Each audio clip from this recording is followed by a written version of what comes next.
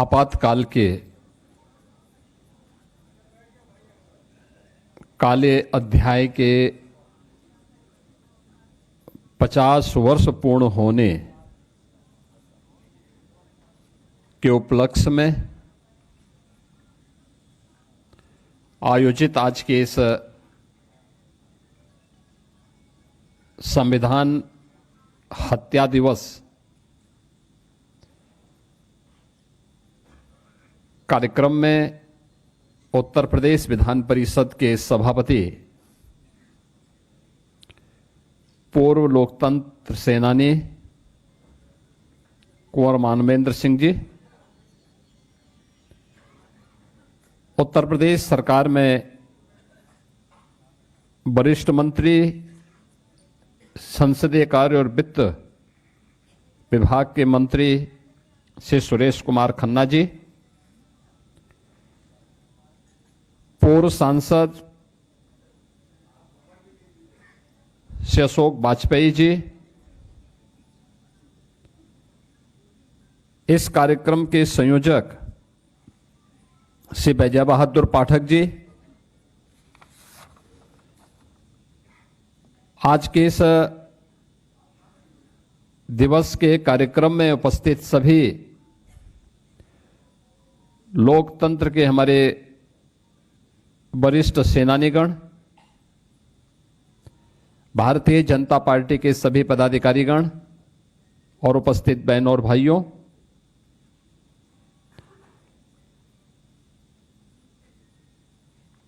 पंद्रह अगस्त 1947 को भारत आजाद होता है। 26 नवंबर 1949 को बाबा साहब डॉक्टर भीमराव अंबेडकर जी के द्वारा भारत के संविधान का ड्राफ्ट तैयार करके संविधान सभा को सौंपा जाता है। 26 जनवरी 1950 को भारत ने अपना संविधान अंगीकार किया और उसे लागू किया। भारत ने बहुदलीय लोकतांत्रिक एक संसदीय पद्धति को अपने यहां लागू की और भारत के लोकतंत्र की यह खूबी रही है कि उसने भारत के हर वयस्क मतदाता को समान रूप से और किसी भी जाति, किसी भी मत, किसी भी मजहब, किसी भी क्षेत्र, किसी भी भाषा का हो, वयस्क मतदाता है तो समान रूप से सबको अपना एक मताधिकार की पूरी स्वतंत्रता दी। भारत के संविधान ने प्रत्येक नागरिक के लिए उसके मौलिक अधिकार दिए। भारत का संविधान दुनिया का सबसे बड़ा संविधान माना जाता है। दुनिया का भारत गौरव के साथ कहता है कि हम दुनिया के सबसे बड़े लोकतंत्र हैं और भारत को ही यह गौरव भी हासिल है कि दुनिया का सबसे प्राचीन लोकतंत्र के रूप में, लोकतंत्र की जननी के रूप में भी भारत दुनिया के अंदर अपनी बात को प्रभावी ढंग से रखने का अधिकार रखता है। सैकड़ों वर्षों की गुलामी के बाद 15 अगस्त 1947 को जिस देश को आजादी मिली, देश के महान स्वतंत्रता संग्राम सेनानियों ने, हुतात्माओं ने, क्रांतिकारियों ने अपना बलिदान देकर के जिस देश को आजाद किया, उसकी स्वाधीनता के लिए अपना सब कुछ न्यौछावर कर दिया। स्वतंत्र भारत की व्यवस्था कैसे होनी चाहिए, 1946 के देश के अंदर संविधान सभा के लिए हुए चुनावों के बाद भारत के अंदर एक संविधान सभा का गठन डॉक्टर राजेंद्र प्रसाद जी की अध्यक्षता में बनती है और जिसे 26 जनवरी 1950 को भारत ने लागू किया। लेकिन देश के महान स्वतंत्रता संग्राम सेनानियों का जो संकल्प था, भारत के बारे में उनका जो सपना था, उस सपने को अपने राजनीतिक स्वार्थ का, अपनी संकीर्ण राजनीतिक स्वार्थों की प्रतिपूर्ति का एक माध्यम बनाया था आजादी के बाद एक परिवार ने। गाए बगाए आज भी उस परिवार के माया मोह से व्यवस्था कभी कभी ऐसी जकड़ी भी दिखाई देती है। अभी भी उन सच्चाइयों को, उन पर्दों से अभी तस्वीर को साफ किए जाने की आवश्यकता है।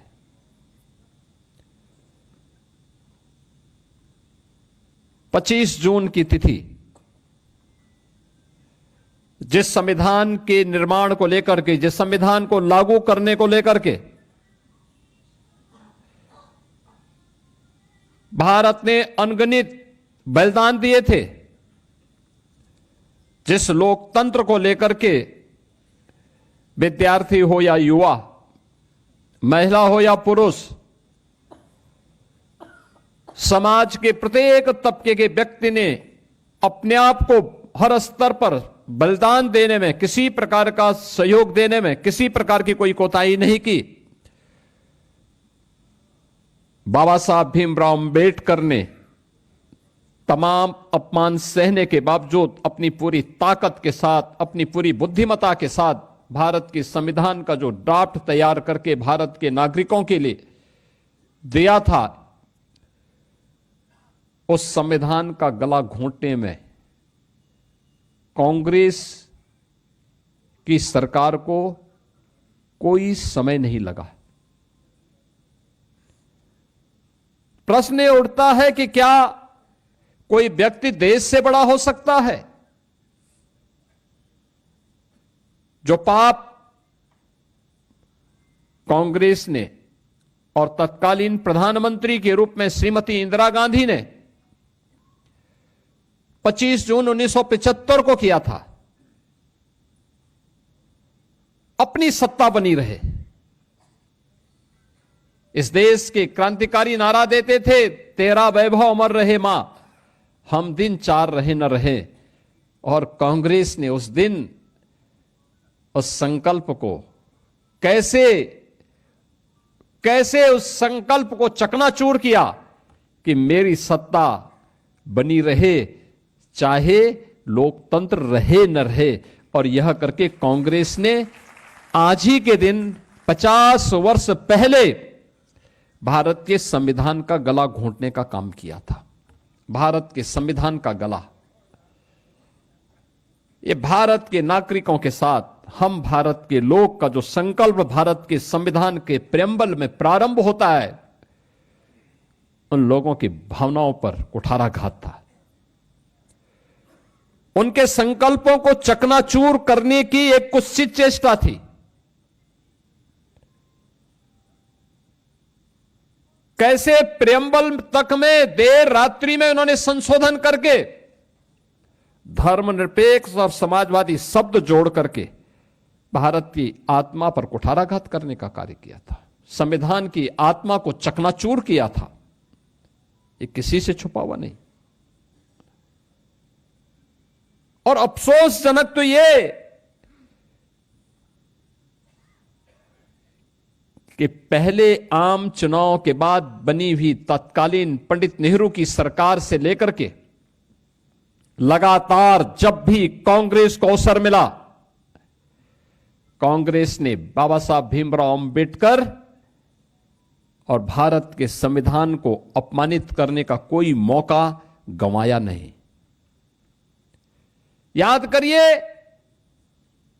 अभी 2 दिन पहले हम लोगों ने डॉक्टर श्यामा प्रसाद मुखर्जी जी का बलिदान दिवस के कार्यक्रम में भारत माता के उस महान सपूत के प्रति हमें श्रद्धान्वित होने का एक अवसर प्राप्त हुआ था। कश्मीर भारत का हिस्सा बना रहे, एक देश में 2 प्रधान, 2 विधान और 2 निशान नहीं चलेंगे। देश की आजादी के बाद भारत माता की किसी सपूत ने नारा दिया था, वह डॉक्टर श्यामा प्रसाद मुखर्जी थे।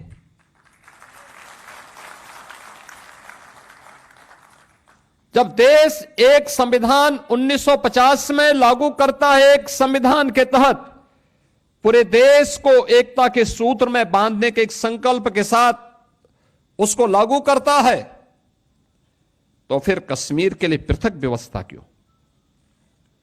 डॉक्टर श्यामा प्रसाद मुखर्जी जी ने यही तो बोला था, यही तो प्रश्न उठाया था, और इसके लिए उन्होंने अपना बलिदान दिया। कश्मीर में धारा 370 लागू करने का पाप ये कांग्रेस की सरकार का पाप है। मीडिया के गले को घोंटने का काम एक कांग्रेस की सरकार का काम है। मौलिक स्वतंत्रता को रौंदने का काम संविधान लागू होने के तत्काल बाद से कांग्रेस नेतृत्व की सरकारों ने प्रारंभ किया, और इस सिलसिला जो वहां से प्रारंभ हुआ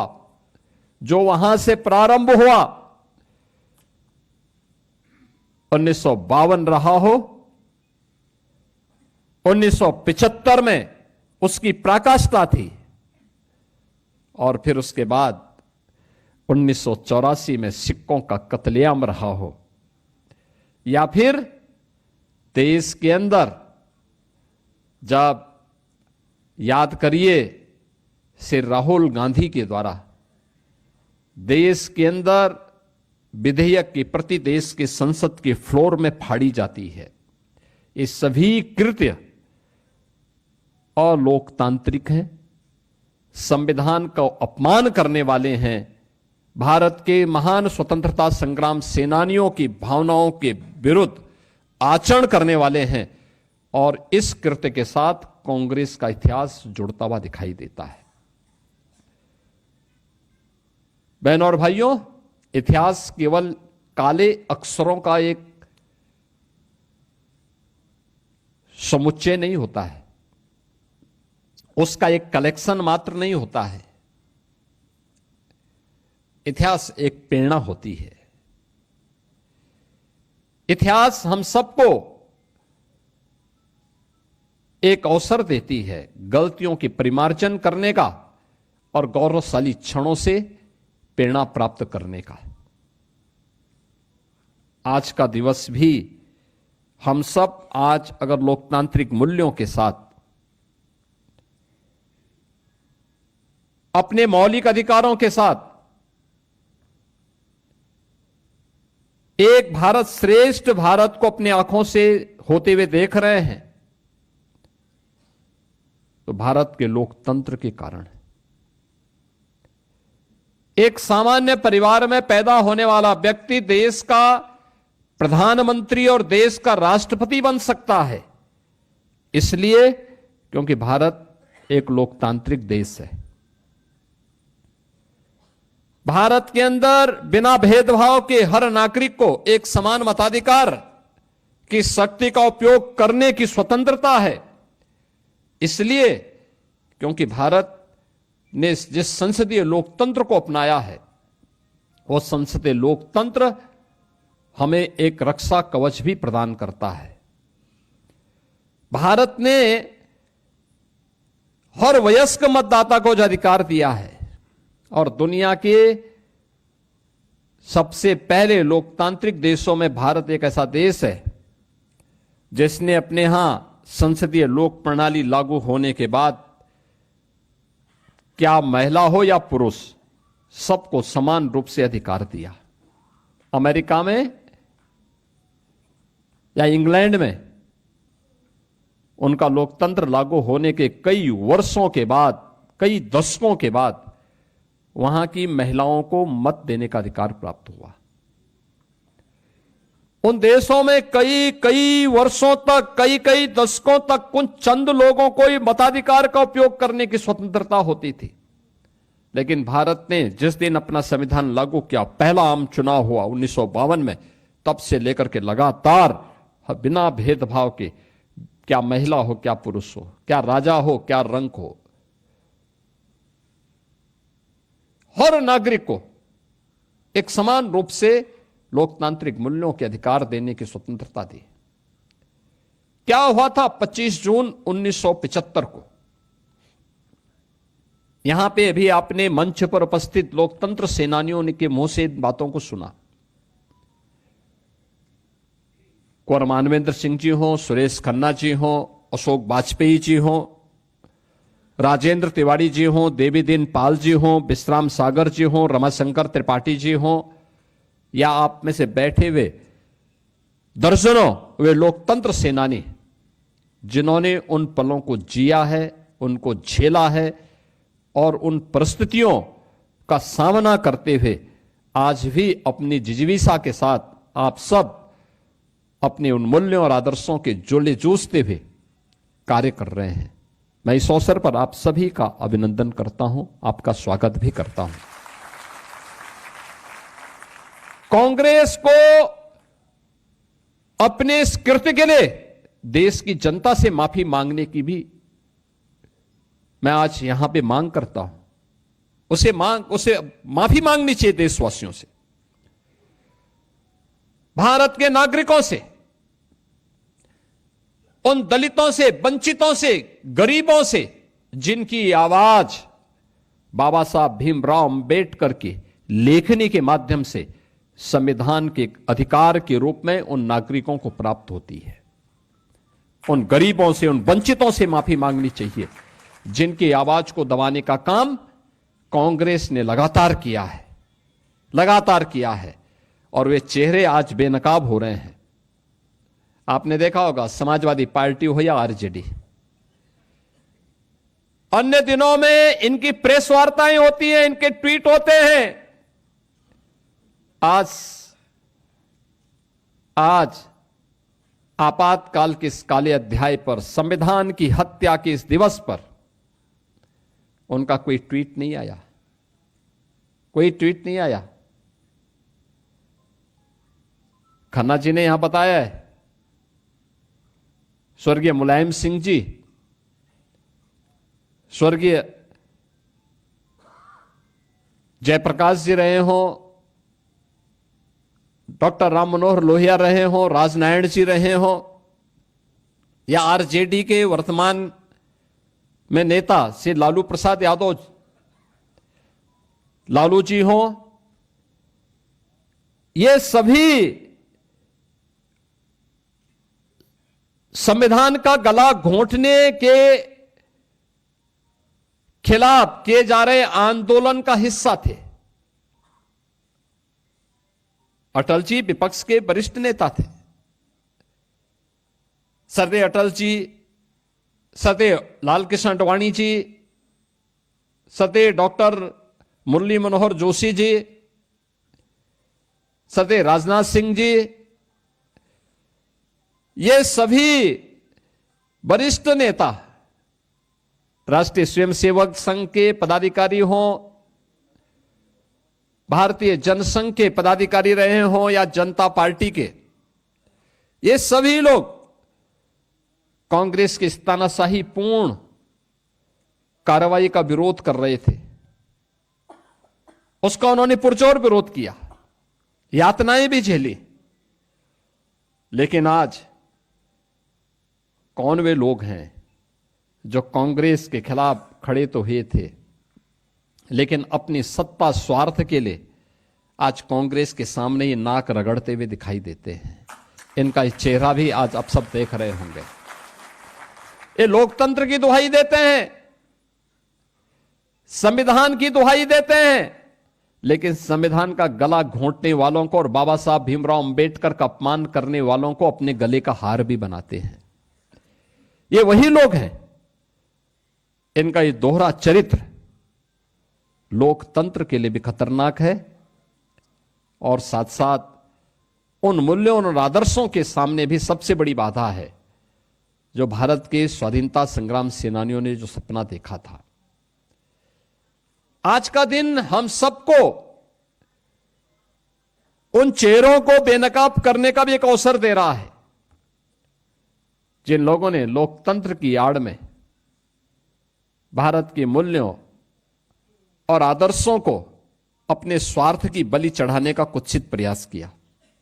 यही तो कांग्रेस करती रही और आज भी उसी मार्ग पर कांग्रेस हो या समाजवादी पार्टी हो या आरजेडी हो या उनके सहयोगी दल हो, उसी मार्ग का अनुसरण कर रहे हैं। कैसे कांग्रेस ने 25 जून 1975 के बाद लगातार न केवल विधायिका को बल्कि न्यायपालिका और कार्यपालिका के अधिकारों को बंधक बना दिया था। मीडिया जो लोकतंत्र के चतुर्थ स्तंभ के रूप में मानी जाती है, सेंसरशिप के माध्यम से उनकी बिजली काट दी गई। उस समय विजुअल मीडिया नहीं था, सोशल मीडिया नहीं था, लेकिन प्रिंट मीडिया की प्रिंटिंग के मार्ग में कैसे बाधाएं खड़ी करने का प्रयास किया था।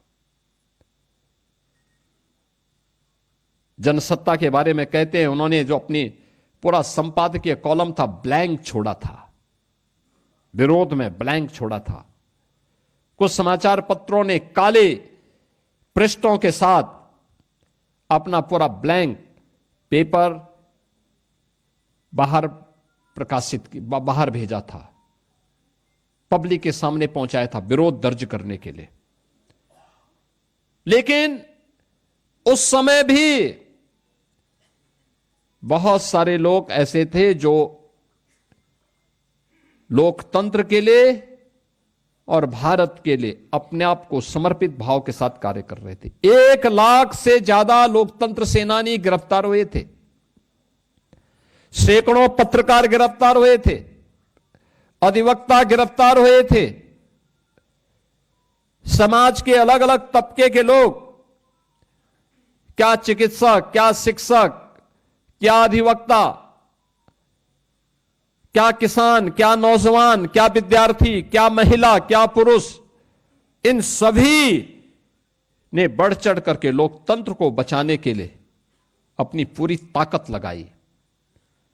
और आज उसी का परिणाम है कि भारत का लोकतंत्र फिर पूरी बुलंदियों के साथ आगे बढ़ रहा है।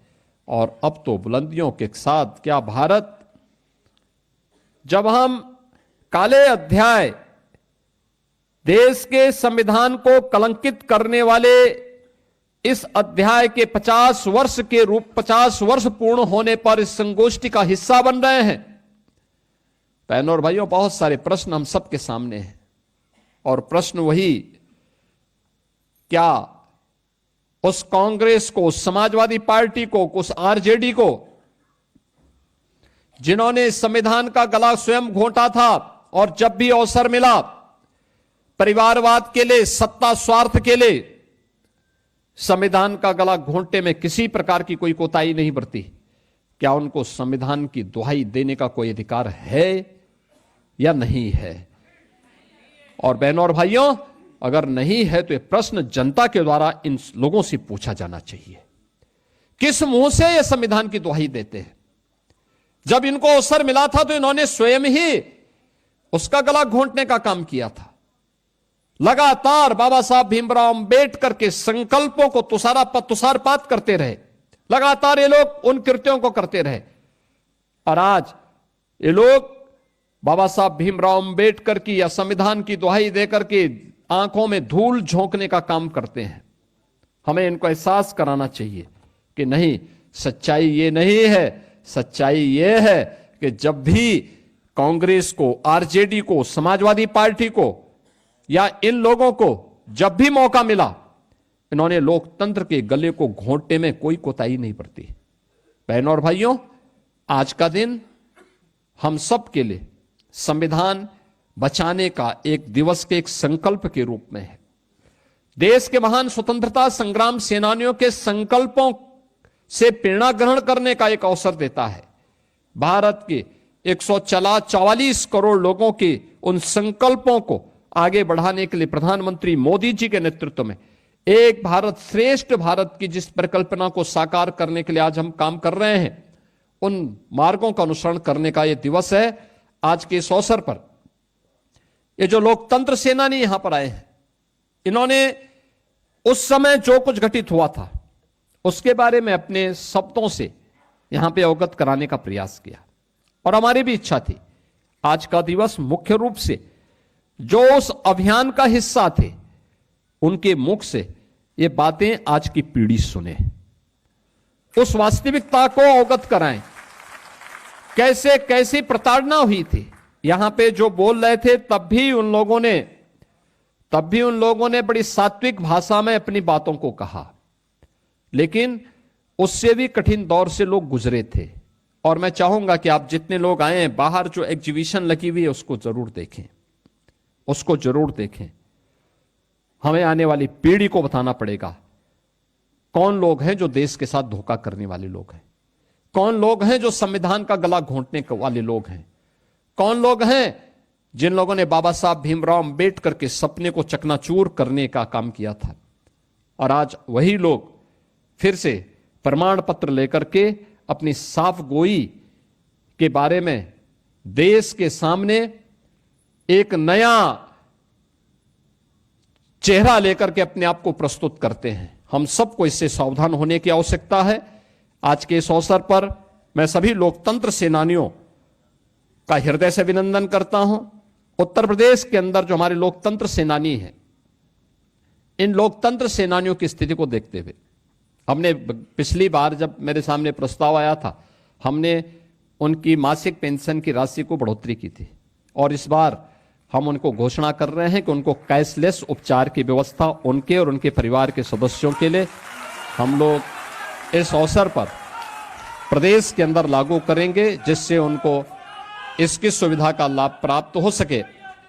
और मैं तो सभी लोकतंत्र सेनानियों से अपील करूंगा, सभी लोकतंत्र सेनानियों से अपील करूंगा कि वे अपने अपने जनपद में जाकर के इन चेहरों को बेनकाब जरूर करें, जिन्होंने संविधान का गला घोंटने का काम किया था, जिन्होंने 1975 में संविधान का गला घोंटने का काम किया था। और लगातार वे लोग, जब भी उन्हें अवसर प्राप्त हुआ है, वे लगातार भारत के संविधान का अपमान किए हैं। ऐसे लोगों को बेनकाब करने के लिए आपातकाल की उन दर्द भरी स्थितियों के बारे में उनको प्रत्येक नागरिक को अवगत करानी, वर्तमान पीढ़ी को बताई जाने की आवश्यकता है। क्योंकि 50 साल का एक कालखंड, ये लगभग 2 युगों के बराबर है।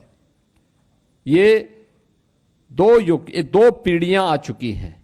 इस पीढ़ी को, वर्तमान पीढ़ी को इसके बारे में अवगत कराई जाने की आवश्यकता है, जिससे ये बातें आने वाली पीढ़ी तक पहुंच सके और आने वाले समय में किसी में भी कोई भी ये दुस्साहस न कर सके कि भारत के संविधान का गला घोंट सके। इन्हीं शब्दों के साथ आप सबके सुखद और मंगलमय जीवन की कामना करते हुए मैं अपनी वाणी को विराम देता हूं। धन्यवाद। जय हिंद।